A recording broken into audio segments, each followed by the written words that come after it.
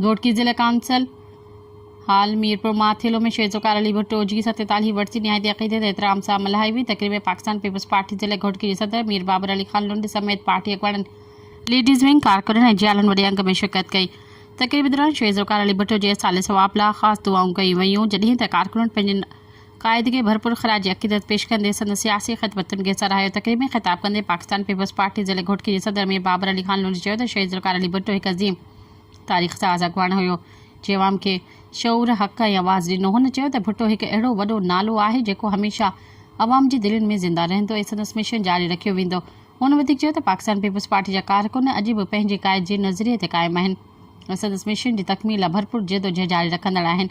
तक़रीब जी पुॼाणी ते शिरकत कंदड़नि ज़ुल्फ़िकार अली भुट्टो जी दर्जात जी बुलंदी, मुल्क जी तरक़ी ऐं ख़ुशहाली लाइ दुआ घुरी। सब्सक्राइब कयो अवामी न्यूज़ HD खे ऐं ताज़ा तरीन ख़बरुनि लाइ ॾिसंदा रहो अवामी न्यूज़ HD।